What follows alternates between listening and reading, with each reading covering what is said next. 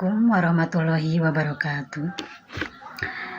Anak-anakku sekalian, selamat berjumpa lagi dengan Ibu dalam mata pelajaran Al-Quran Hadis. Pada pertemuan kali ini, kita akan membahas tentang hadis dan segala hal yang berkaitan dengan hadis. Dari mulai pengertian hadis, macam-macam hadis, dan fungsi hadis terhadap Al-Quran. Anak-anakku sekalian, pengertian hadis menurut bahasa adalah berasal dari kata hadasa, artinya baru atau peristiwa atau perkataan atau cerita. Sedangkan menurut istilah, hadis adalah segala sikap, perkataan, perbuatan, dan penetapan atau persetujuan Nabi Muhammad SAW. Yang kedua, macam-macam hadis. Macam-macam hadis ada 3. Yang pertama ada hadis qauli, yang kedua hadis fi'li, yang ketiga hadis takriri. Apa itu hadis qauli? Hadis qauli adalah ucapan Nabi Muhammad SAW. Contohnya adalah innamal a'malu binniyat. Sesungguhnya sahnya amal itu bagaimana niat. Kemudian apa itu hadis fi'li? Hadis fi'li adalah hadis perbuatan Nabi. Contohnya hadis Nabi, shollu kama ra'aitumuni usolli. Salatlah kalian sebagaimana aku salat. Nabi melakukan salat, kemudian dilihat oleh para sahabat sehingga sampai kepada kita. Kemudian yang ketiga, hadis takriri. Apa itu hadis takriri? Hadis takriri adalah persetujuan atau penetapan Nabi Muhammad SAW. Contohnya apa? Dulu ketika Nabi berkunjung ke rumah sahabatnya bernama Khalid bin Walid, kemudian berkunjung ke rumah saudaranya, kemudian oleh saudaranya dihidangkan sebuah masakan berupa daging dob, yaitu daging biawak. Kemudian sahabat Nabi memakannya, sedangkan Nabi tidak. Tapi Nabi tidak melarang sahabatnya untuk memakan daging tersebut. Nah, diamnya Nabi, tidak melarang, tidak berkomentar, itu adalah tanda Nabi membolehkan kita memakan daging dob. Kemudian yang ketiga ada fungsi hadis terhadap Al-Quran. Fungsi hadis terhadap Al-Quran itu ada 4. Yang pertama, mengukuhkan hukum yang sudah ada dalam Al-Quran. Contohnya apa?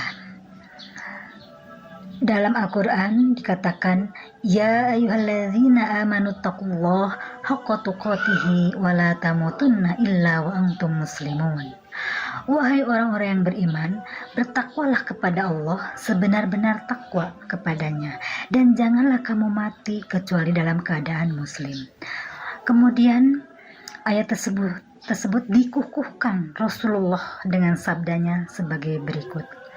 Ittaqillah haitsuma kunta wa atbi sayyi'ah hasanah tamhuha wa khuliqin nasa bi khuluqin hasanin. Bertakwalah kepada Allah dimanapun kalian berada. Ikutilah perbuatan buruk dengan perbuatan baik. Niscaya kebaikan itu akan menghapus keburukannya. Bergaullah manusia dengan yang baik. Kemudian fungsi hadis terhadap Al-Quran yang kedua yaitu merinci ayat-ayat Al-Quran yang bersifat mujmal, yang bersifat umum, yang bersifat global. Contohnya adalah Al-Quran memerintahkan kita untuk melaksanakan sholat. Fa'aqimus sholah, maka laksanakanlah sholat. hanya memerintahkan sholat, tetapi tidak menjelaskan tentang tata cara sholat. Tata cara sholat ini dapat kita ketahui melalui hadis-hadis Nabi Muhammad SAW, sebagaimana sabda Rasulullah, "Shollu kama ra'aitumuni usolli." Sholatlah kalian sebagaimana kalian melihatku sholat. Kemudian yang ketiga, fungsi hadis terhadap Al-Quran adalah menetapkan hukum yang belum terdapat dalam Al-Quran. Contohnya tentang memakan daging binatang buas, tentang haramnya memakan daging binatang buas. Ada beberapa hukum yang belum dijelaskan dalam Al-Quran. Untuk itu Nabi memberikan penjelasan hukumnya. Aklu kulli dzi nabin minas sibai haramun. Makan setiap binatang buas yang bertaring adalah haram. Demikian besar fungsi hadis terhadap Al-Quran sehingga sangat keliru adanya aliran ingkarus sunnah, aliran yang tidak mengakui keberadaan sunnah.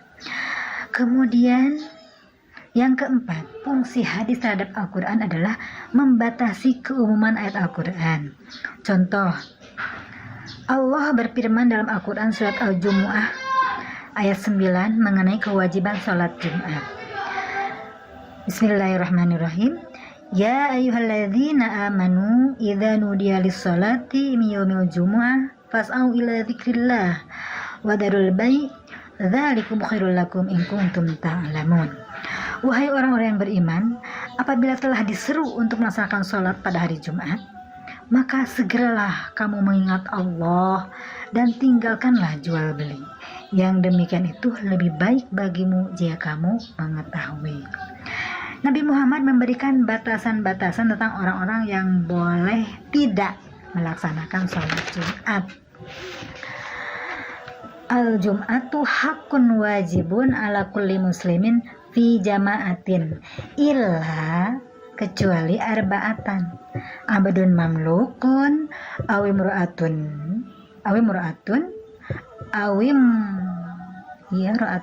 aw sobiyun aw maridun. Salat Jumat itu wajib dilaksanakan oleh seluruh atau setiap muslim dengan berjamaah, kecuali 4 golongan.